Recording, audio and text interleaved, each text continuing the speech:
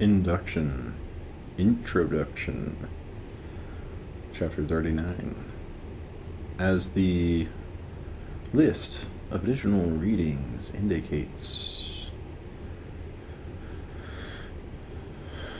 the theory of induction falls within the province of logic and is part of the logician's concern with the methods of inference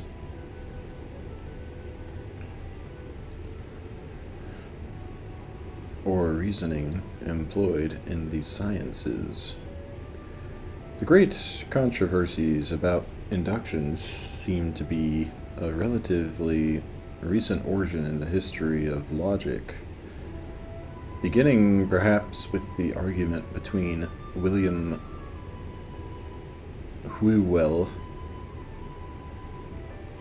and J.S. Mill over the contributions of reason and experience to the inductive process. Later in the 19th century and in our own time, writers like Johnson and Keynes,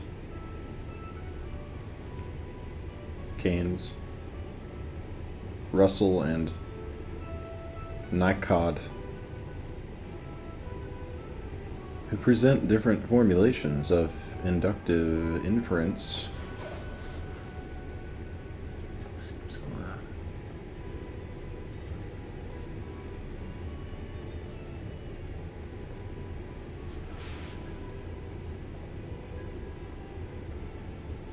call attention to the unsolved problems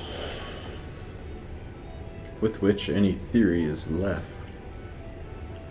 They underline the assumptions that seem to be unavoidable in any statement of the formal conditions which validate the so-called inductive leap, the jump from observed particulars to general truths having a wider generality than the particular evidences from which they are drawn, or on which they are based.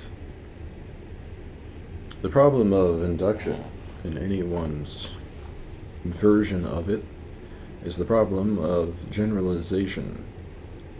This may involve psychological questions about how the mind generalizes from experience. But however they are answered, the basic logical questions remain substantially unaltered. By what criteria is valid distinguished from fallacious induction? Can induction be secured from error by rules of inference?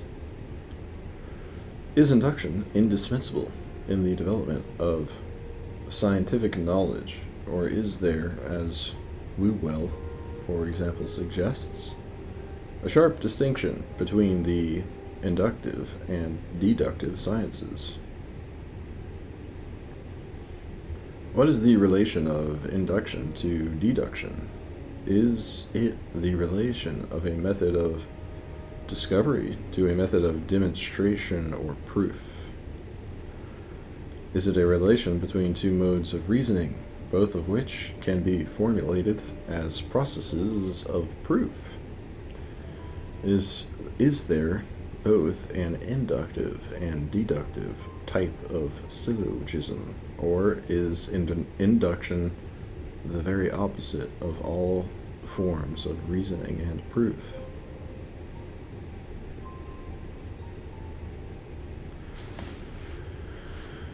It is with these last questions that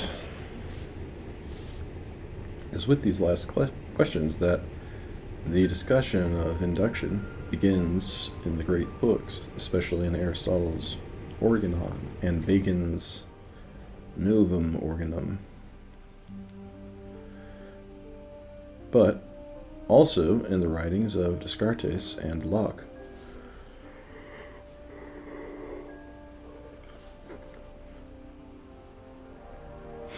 and in observations on scientific method by Newton, Harvey, and Pascal. Though many of the controversies and problems which become central in the 19th century do not appear explicitly in the earlier tradition, they are anticipated by the fundamental distinctions and issues which can be found in the earlier writers. Bacon's dissatisfaction with Aristotle, for example, leads him to formulate specific rules for induction, going further in the same general direction.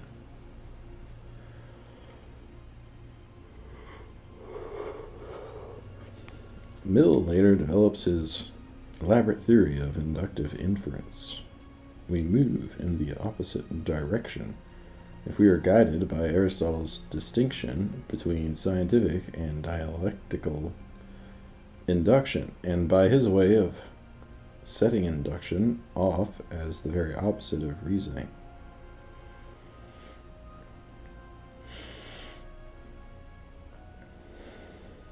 The question then arises whether Bacon and Mill are treating induction in all or in only one of several quite distinct senses. As the chapter on logic indicates, the names of Aristotle and Bacon are sometimes used as the symbols of opposed tendencies in logic. The one is supposed to represent an almost exclusive emphasis on deduction, the other the primacy and importance of induction. An opposition between Aristotle and Bacon is also implied in the current use of such phrases as inductive logic and deductive logic. These phrases are sometimes used to suggest that the inductive or the deductive process can be favored to the exclusion, or at least the subordination, of the other. Such understanding of the matter usually includes the popular notion that induction is always reasoning from particulars to universals, and deduction always reasoning from universals to particulars. But none of these things seems to be true, or at least not without serious qualification. Neither Aristotle nor Bacon emphasize deduction or induction to the exclusion of the other. On the contrary, both appear to insist on the absolute priority of induction, since, according to them, it provides deductive reasoning with its ultimate premises. Far from conflicting, induction and deduction complement each other. The consilience of the results of both these processes, Mill writes, each corroborating and verifying the other, is requisite to give to any general proposition the kind and degree of evidence which constitutes scientific proof.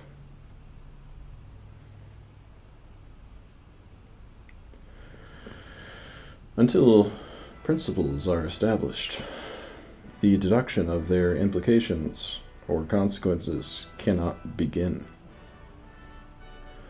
Unless principles, once they are obtained, are then used in the proof of other truths, or are otherwise rationally employed, the purpose of inductive generalization is not fully realized.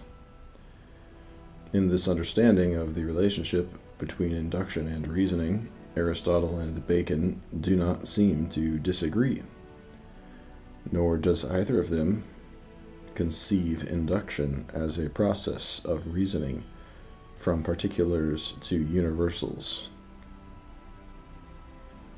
There is no question that the direction of induction is from particulars, but in the precise sense in which induction precedes deduction,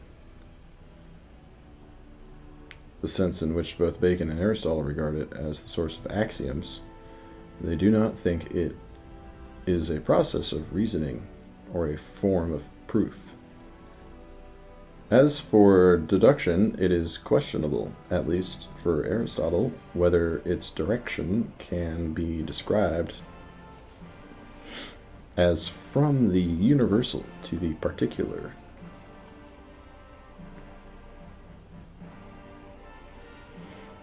Aristotle seldom uses the word deduction as the name for that phase of thought which is complementary to induction. He speaks rather of demonstration. Demonstration takes place through the various forms of reasoning, which he calls syllogisms. As the chapter on reasoning explains, these are collections of premises, each of which yields a conclusion by valid inference. In the most perfect forms of reasoning, the conclusion is as universal as its premises. And though they are syllogisms in which a particular proposition can be demonstrated from a universal and particular premise, it is seldom the case that from exclusively universal premises a particular conclusion can be validly drawn. The statement that deduction is reasoning from universals to particulars certainly does not seem to fit Aristotle's theory of the syllogism, and even less his conception of scientific demonstration, the aim of which is to prove universal, not particular, propositions. We learn either by induction or by demonstration. Aristotle writes in the Prior Analytics, demonstration develops from universals, induction from particulars. In the Posterior Analytics, he says that the ultimate premises of demonstration must be primary or basic truths. A basic truth is an immediate proposition, what is sometimes called a first principle or an axiom, since in his view an immediate proposition is one which has no other proposition prior to it. The basic premises cannot be demonstrated. Whence come these primary premises, which are indispensable to demonstration, but which demonstration cannot establish? Aristotle's answer is that we know the primary premises by induction. In another place, he says it is by intuition that we obtain the primary premises. The word intuition indicates an essential characteristic of the sort of induction, which, because it is not itself a form of reasoning, can be prior to all reasoning, and must be, in order to supply the premises from which reasoning proceeds. Reasoning is discursive. It is a process involving steps. One proposition is drawn from another by the mediation of a third. Intuition, in contrast, is immediate. Like an act of seeing, it apprehends its object at once and directly. When Aristotle speaks of induction as a kind of intuition, He implies, therefore, that it consists in the immediate grasp of a universal truth. The proposition thus hailed he calls immediate, precisely because it can be known intuitively and in no other way. Intuitive induction, as opposed to what may be called inductive reasoning, consists in seeing the universal in the particular.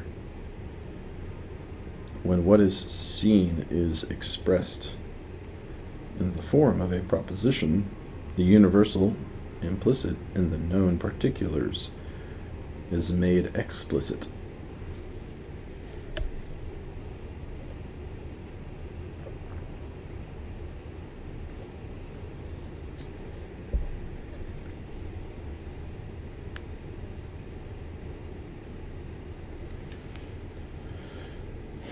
Induction and intuition are, however, not identical for Aristotle.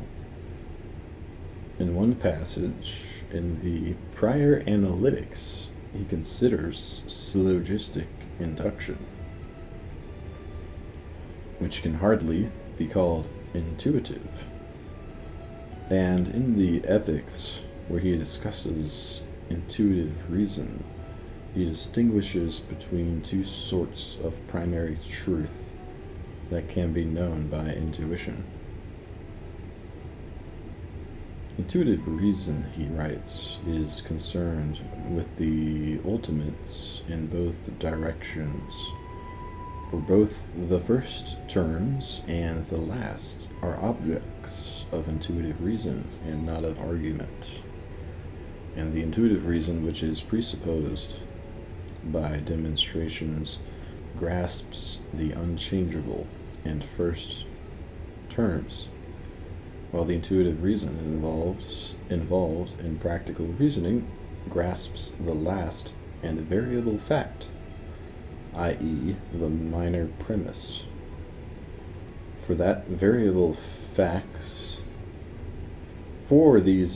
facts are the starting points from the apprehension of the end, since the universals are reached from the particulars. Of these, therefore, we must have perception, and this perception is intuitive reason.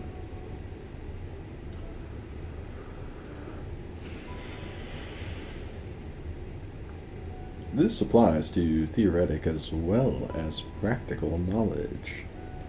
By intuitive reason, it seems, we grasp both the universal principles, or axioms, and the particular facts of sense perception. As perception is intuition on the part of the sensitive faculty, so induction is an intuitive use of the intellect. Though Aristotle attributes both to intuitive reason.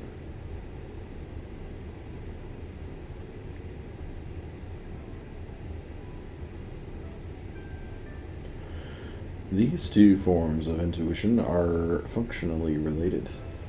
The induction of universal truths from particulars is impossible without sense perception, for it is sense perception alone which is able to grasp the particulars.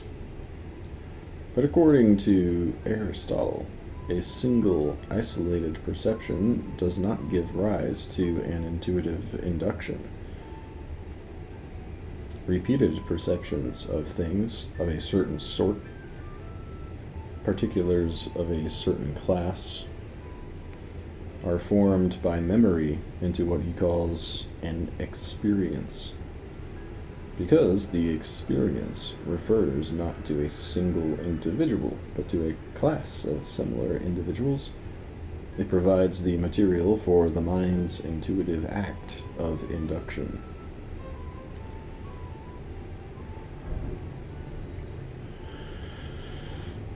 This theory of the role of experience in induction is more fully discussed in the chapter on experience. For our present purposes, the main point is that the universal lying implicitly in the experience is ready, as it were, to be extracted therefrom and made explicit. Though the act of sense perception is of the particular, its content is universal, Aristotle writes. With the help of memory and experience, induction makes the latent universal manifest.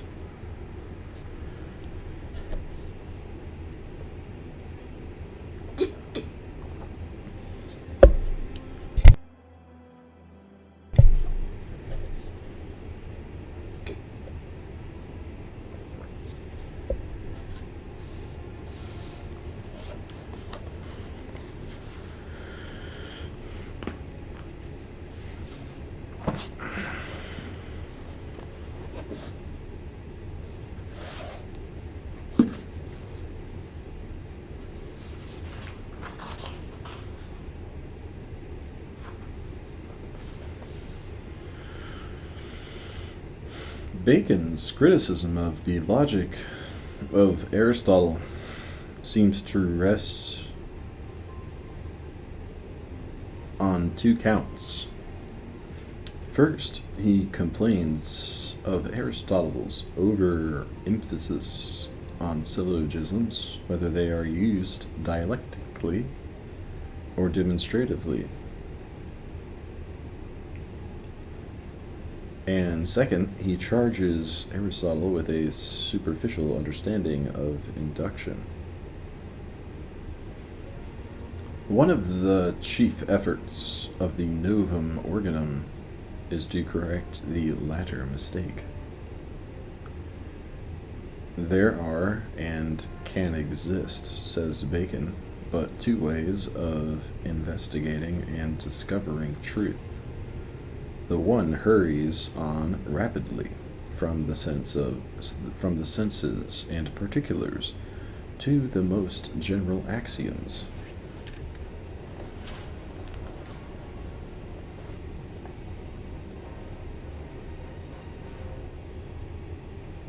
And from them as principles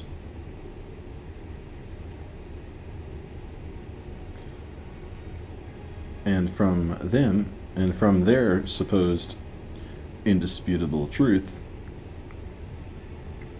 deduces the intermediate axioms. This is the way now in use.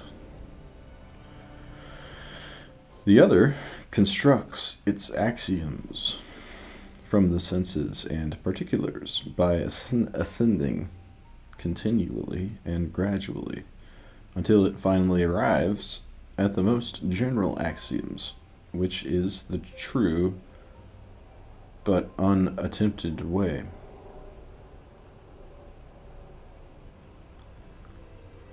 Where Aristotle proposes that only the primary truths or first principles be established by induction, while all the others, which Bacon calls intermediate axioms, are to be derived from them by demonstration.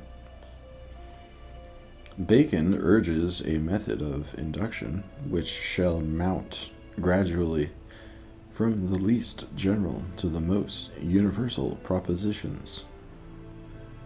We should not suffer the understanding to jump and fly from particulars to remote and most general axioms. We should proceed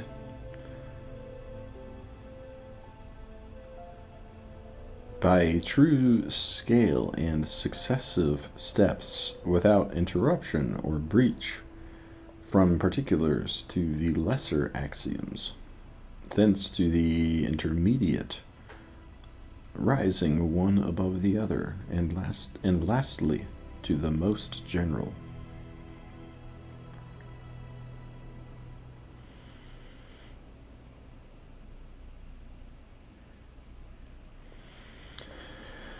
According to this theory, induction can intuitively draw more general from the less general truths, as well as the least general truths from the particulars of perception. It might seem at first as if there were no place for deduction in the development of science. But Bacon divides the study of nature into two phases. The first regards the eliciting or creating of axioms from experiments. The second, the deducing or deriving of new experiments from axioms. Here too, there seems to be a crucial difference between Bacon and Aristotle. This difference is indicated by Bacon's emphasis upon experiments, both as the source of inductive generalization, and also as that which is ultimately derived by deduction from axioms. The difference between experience, which Aristotle makes the source of induction, and experiment is more than verbal. The axioms now in use, Bacon contends, are derived from a scanty handful, as it were, of experience and a few particulars of frequent occurrence. There has been too little attention given to negative instances, that is, of cases which seem to run counter to the generalization being formed. In establishing any true axiom, Bacon insists the negative instance is the most powerful. The chapter on experience dwells on the difference between ordinary experience and planned experiments. Where Aristotle seems to be satisfied with the ordinary experience which arises from the perceptions of men in the course of daily life, Bacon thinks it does not suffice, because it is haphazard. It fails to collect the variety of instances, both positive and negative, upon which genuine and solid inductions can be founded. Unusual and special experiences must be sought out, and the effort must be made to invent experiences which do not arise spontaneously. For this, experiment, or the production of experiences, is necessary. Bacon thinks we must be every kind by every kind of experiment elicit the discovery of causes and true axioms.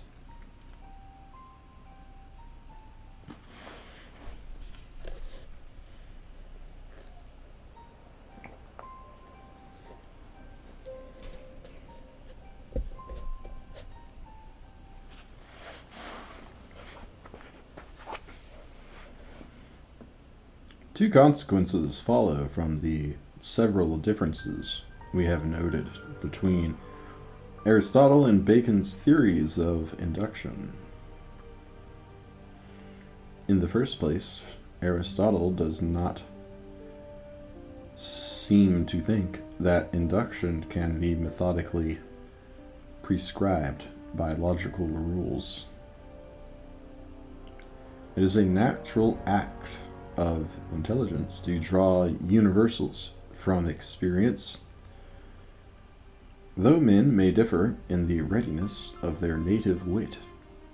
The induction of the primary truths, which are the axioms or first principles of science, does not require special genius, nor can it be improved or rendered more certain by following rules, precisely because it is intuitive rather than discursive. Induction, unlike reasoning, cannot be regulated by rules of inference, such as those which govern the syllogism. Without disagreeing that it is intuitive rather than argumentative,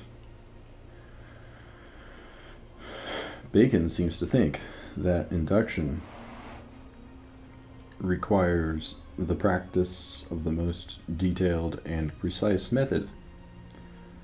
Not only must the various ascending stages of induction be regulated by observance of an order of generality,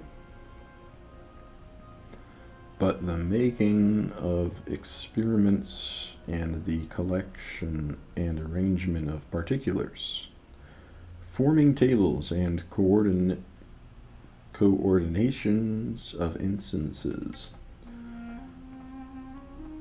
must be governed by a complex set of rules.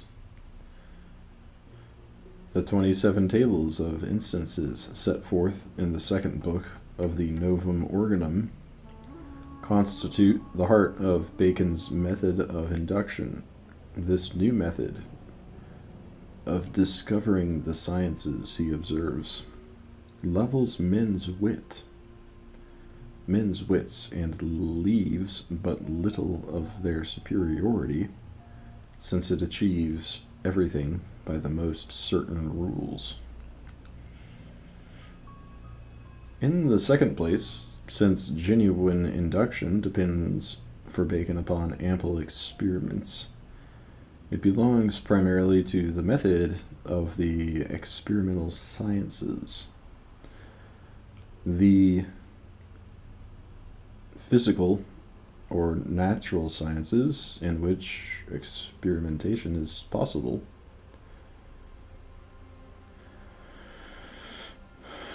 though the first principles or axioms of arithmetic and geometry may be learned by induction, the method of gradual ascent from experiments through intermediate generalizations does not apply to mathematics. Here we may have the beginning of the notion that only the experimental sciences are primarily inductive, whereas other sciences like mathematics are primarily deductive. But such a division of the sciences does not accord with Aristotle's theory of induction. He thinks mathematics and metaphysics require induction for their foundation no less than physics, and in no different way. If anything, induction is of the greatest importance for metaphysics, because all its principles are indemonstrable, whereas some of the principles needed in mathematics and physics can be demonstrated in metaphysics.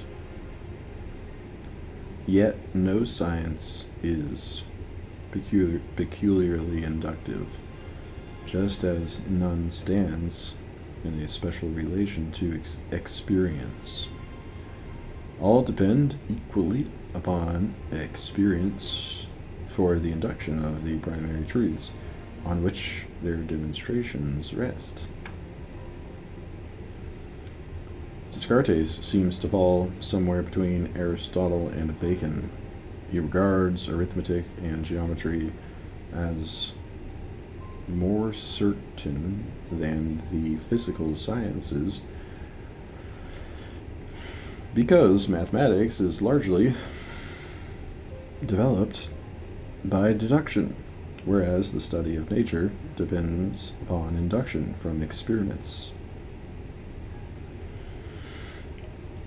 In this lies the superiority of the mathematics.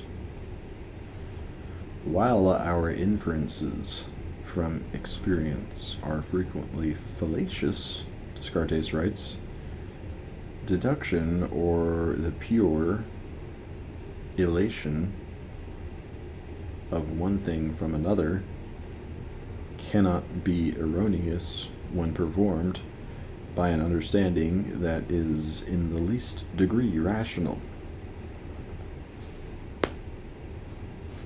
Nevertheless, Descartes does not exclude induction as the source of the axioms of mathematics, or, for that matter, of metaphysics. He only excludes the kind of induction which depends upon experiments. Such axioms as when equals are taken from equals, the remainders are equal, or the whole is greater than any of its parts, are products of induction, as may be seen, he points out, from the fact that a child can be taught these general truths only by showing him examples in particular cases. Similarly, the metaphysical truth in the proposition "I think, therefore I exist" cannot be learned by deduction or syllogistic reasoning. The axiom that to think is to exist has to be learned by induction from the experience of the individual, that unless he exists he cannot think. For our mind is so constituted by nature that general propositions are formed out of the knowledge of particulars.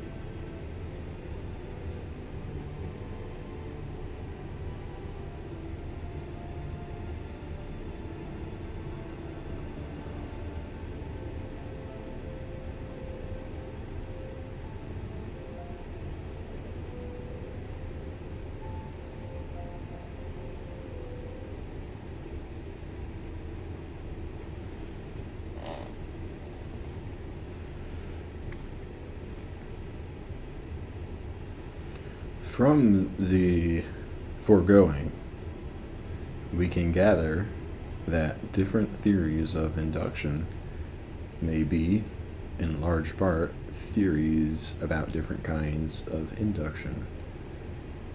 Common to induction of every sort is the motion of the mind from particulars apprehended by sense to general propositions or universal notions.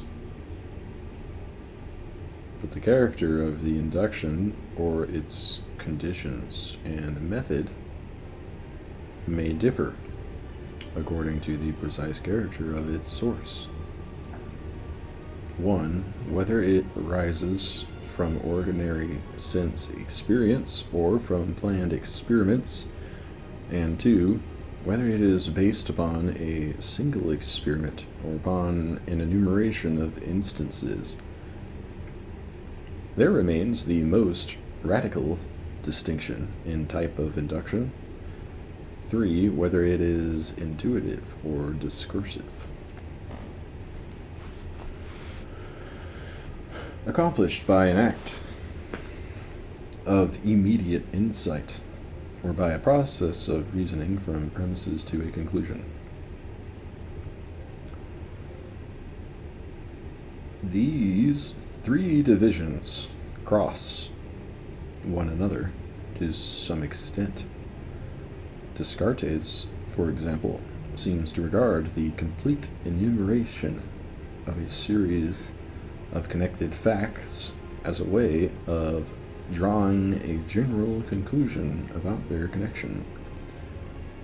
That he has inductive reasoning rather than intuitive induction in mind, we learn from his statement that by adequate enumeration or induction is meant that method by which we attain surer conclusions than by any other type of proof, with the exception of simple intuition.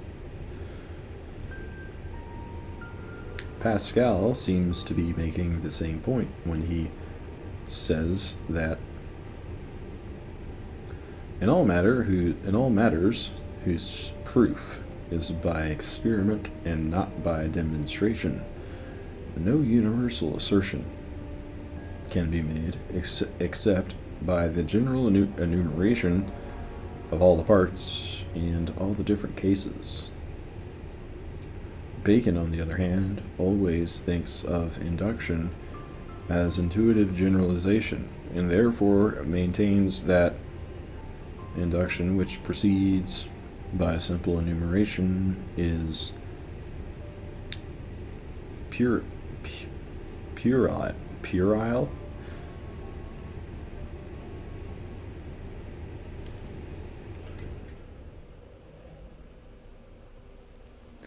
Leads to uncertain conclusions and is exposed to danger from one contradictory instance.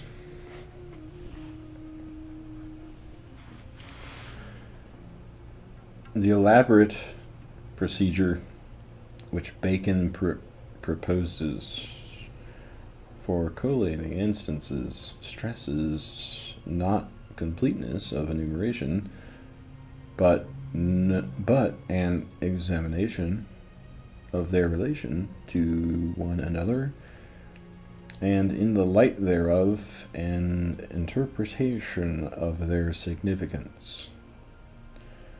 Mill's 4 or 5 methods of induction bear a close resemblance to Bacon's more numerous tables of instances, but Mill's methods are attempts to formulate the rules of inference for inductive reasoning, whereas Bacon's rules are rules not of reasoning, but of tabulating the particulars from which intuitive generalizations can be formed.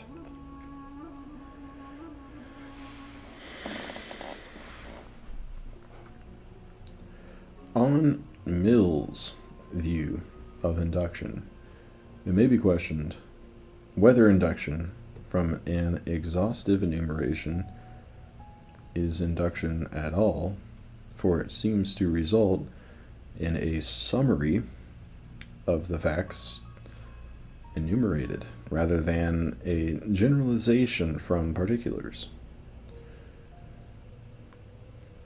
Where there is no inductive leap, there is no induction. Where the inductive leap does occur, however, it seems easier to understand it as an intuitive act, a seeing of the universal in the particular, rather than as a process of reasoning. Each of Mill's methods requires a rule of inference, which is itself a universal proposition.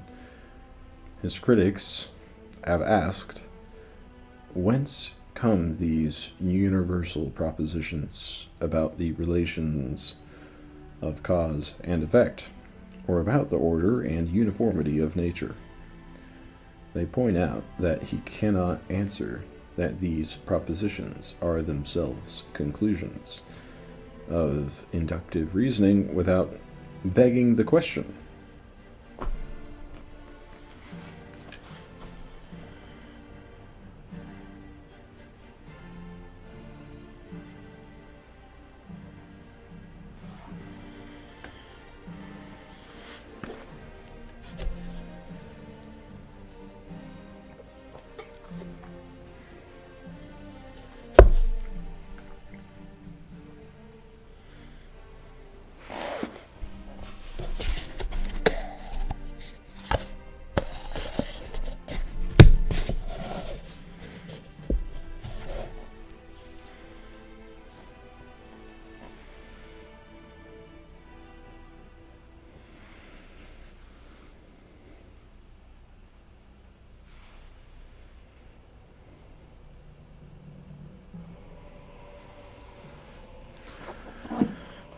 Such criticism of inductive reasoning does not seem to apply to Aristotle's conception of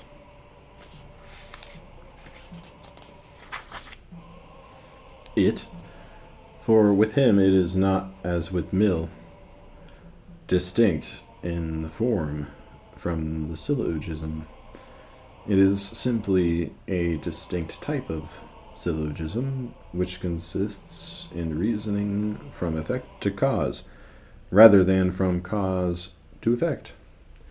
Nor does the observation that an inductive inference cannot be more than probable apply to what Aristotle means by an inductive syllogism. The certainty or probability of non-syllogistic induction depends on the source of the inference, whether it derives from a single specially constructed experiment or from an enumeration of particular instances, with or without a statistical calculation based on their frequency. The conception of a perfect experiment implies that the operation of a universal law can be exhibited in a single case. It is almost as if the controlling aim of the experiment were to make the universal manifest in the particular.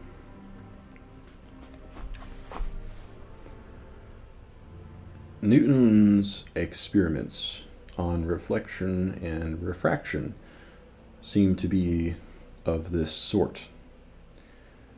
From them, certain laws of optics are directly induced, even as, according to Aristotle and Descartes, the axioms of mathematics or metaphysics can be directly induced from simple experiences available to a child or familiar to all men. Yet Newton does not think that the inductive establishment of such laws is as certain as demonstration. The analytic method, he writes, consists in making experiments and observations and in drawing general conclusions from them by induction. And although the arguing from experiments and observations by induction be no demonstration of general conclusions, yet it is the best way of arguing which the nature of things admits of, and may be looked upon as so much stronger by how much the induction is more general.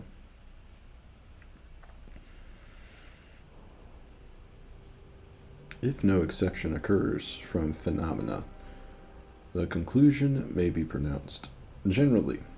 But if at any time afterwards any exception shall occur from experiments, it may then begin to be pronounced with such exceptions as occur.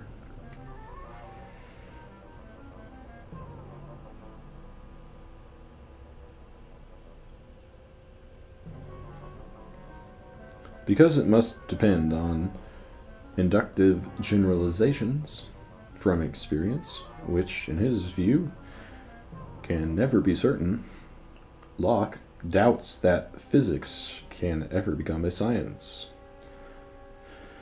I deny not, he writes, that a man accustomed to rational and regular experiments shall be able to see further into the future, further into the nature of bodies and guess, righter at their yet unknown properties, than one that is a stranger to them. But yet, as I have said, this is but judgment and opinion, not knowledge and certainty.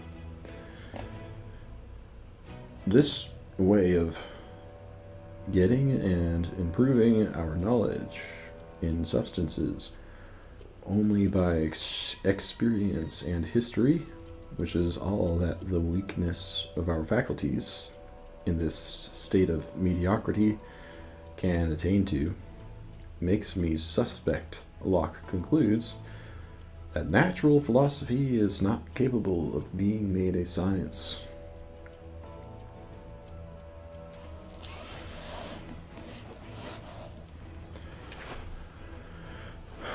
Hume offers two reasons for the inconclusiveness and uncertainty which he thinks qualify all our generalizations or inductions from experience. The first calls attention to the fact that, unlike mathematical reasoning, inferences from experience in the realm of physical matters depend on the number of cases observed. The conclusions which reason draws from considering one circle, he says, are the same it would form upon surveying all the circles in the universe. But no man, having seen only one body move, after being impelled by another, can infer that every other body will move after a like impulse. The principle which determines him to form such a conclusion is, according to Hume, custom or habit, and precisely because inductive generalization is an effect of custom rather than of reasoning in the strict sense, the strength of the induction, or the force of custom, varies with the number of cases from which it arises. After the constant conjunction of the two objects,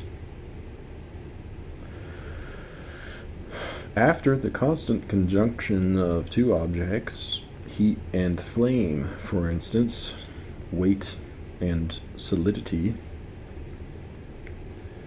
we are determined by custom alone to expect the one from the appearance of the other. This hypothesis, Hume maintains, seems the only one which explains the difficulty why we draw from 1,000 instances an inference which we are not able to draw from one instance that is in no respect different from them. Reason is incapable of any such variation.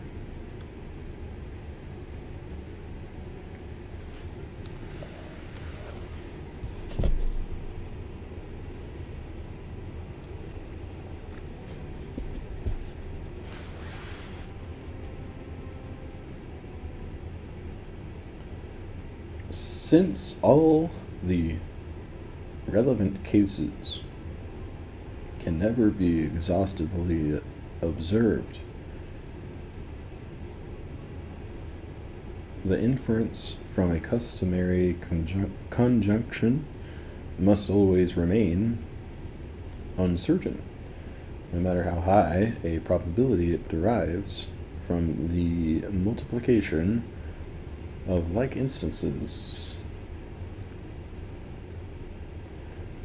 To this first point concerning the dependence of the probability of generalizations from experience upon the frequency of the observed instances, Hume adds a second point about the similarity of the cases under observation.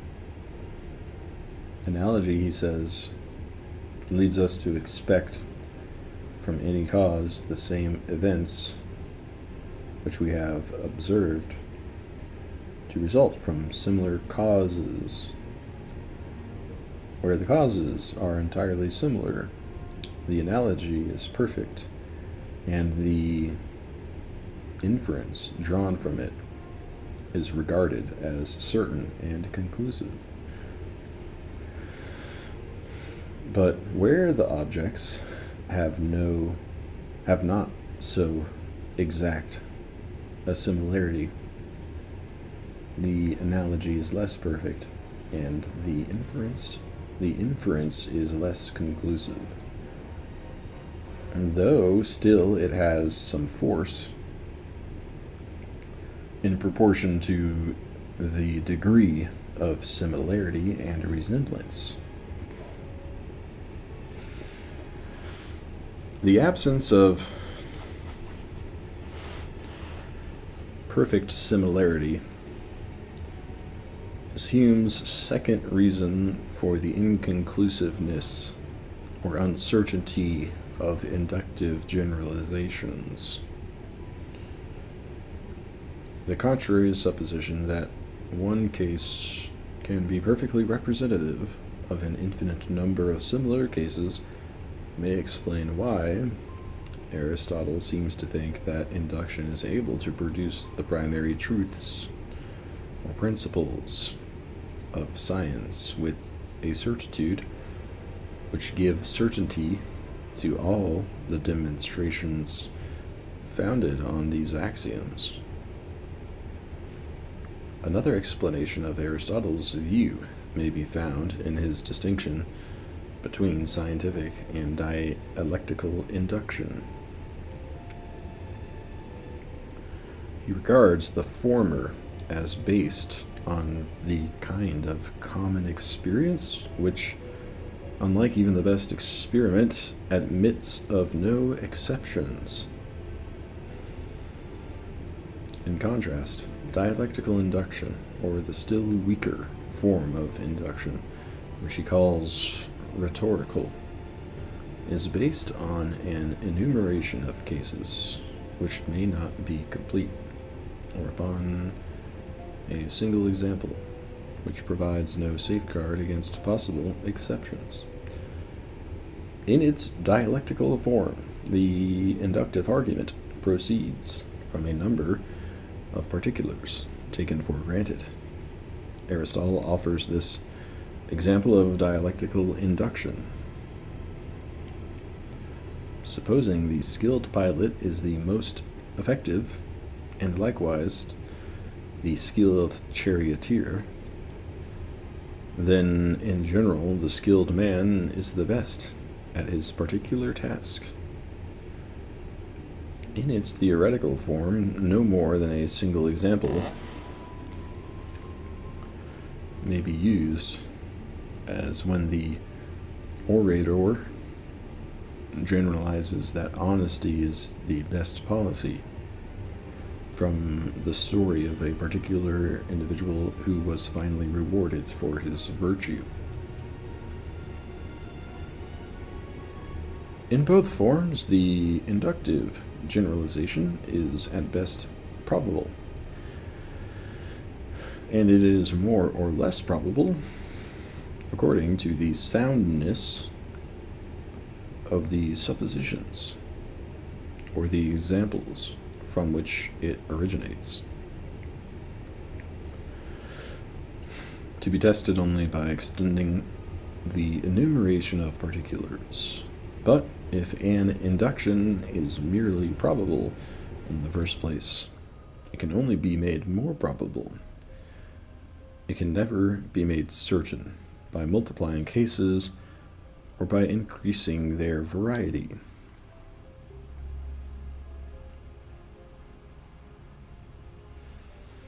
Aristotle's theory of dialectical induction thus seems to have a bearing on the probability of induction from limited experiments, or from a single experiment whose perfection is not assured, and of induction from the frequency or variety of observed instances. The other point to be noted is that Bacon's basic rule of gradual ascent from particular cases through less general or more general propositions seems to be relevant to dialectical induction,